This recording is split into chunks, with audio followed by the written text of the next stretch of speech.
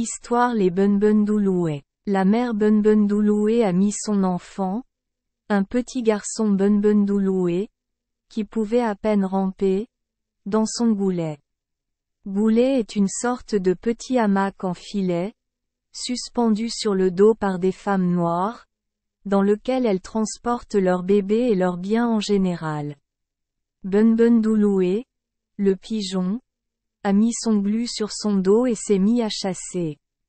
Après avoir parcouru une certaine distance, elle arriva à un bouquet de bunia ou d'acacia. Au pied de l'un d'eux, elle aperçut de gros elomara ou larves, bonnes à châter.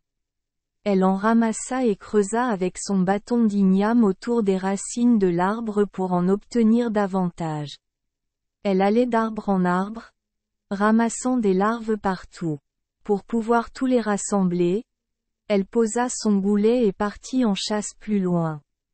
Bientôt, dans l'excitation de sa recherche, elle oublia le goulet avec l'enfant dedans et s'éloigna. De plus en plus loin, elle s'éloignait du massif de Dunya, sans jamais penser à son pauvre Birali, ni à son bébé.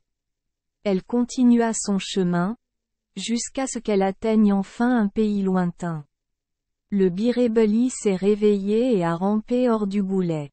Au début, il se contenta de ramper, mais bientôt il devint plus fort, se releva et se tint près d'un arbre.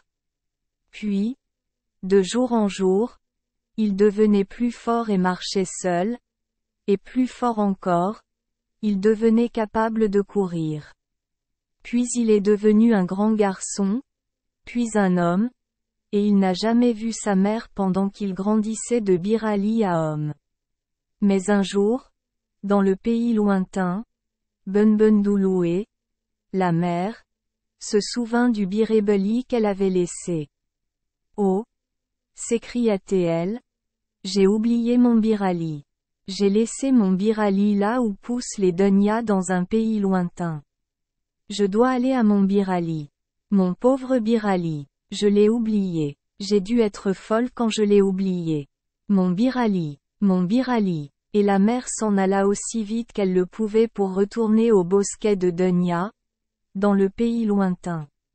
Lorsqu'elle arriva sur place, elle aperçut les traces de son Birébeli, d'abord rampant, puis debout, puis marchant, puis courant.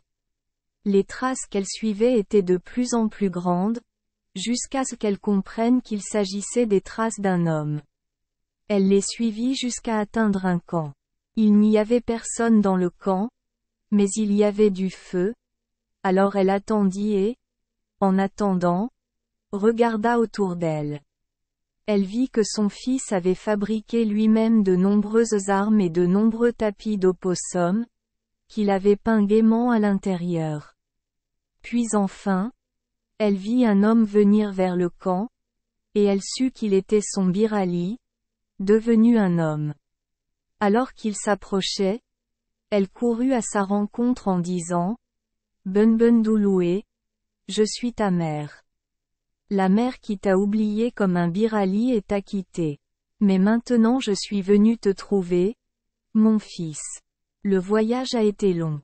Mon fils, et ta mère était fatiguée, mais maintenant qu'elle revoit son Birali, qui est devenu un homme, elle n'est plus fatiguée, mais son cœur est heureux, et elle pourrait chanter fort dans sa joie. Ah! Bunbunduloué, mon fils.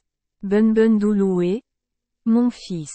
Et elle courut en avant, les bras tendus, comme pour l'embrasser. Mais le visage de Bunbunduloué, le fils, était sévère, et il ne répondit pas avec sa langue. Mais il se pencha jusqu'à terre et en cueillit une grosse pierre. Il lança cela rapidement sur sa mère, la frappant avec une telle force qu'elle tomba morte à terre. Puis Bunbunduloué se dirigea vers son camp. Merci les enfants des Esperluette Croisillon 39. Avoir écouté des contes de fées au jour Esperluette Croisillon 39. 8. Espérons que les histoires apporteront aux enfants des moments heureux et significatifs. Si vous aimez notre chaîne, veuillez appuyer sur le bouton S Esperluette Croisillon 39. Abonner, pour ne manquer aucune histoire intéressante. Je vous souhaite une bonne nuit de sommeil et de beaux rêves. Rendez-vous dans la prochaine histoire.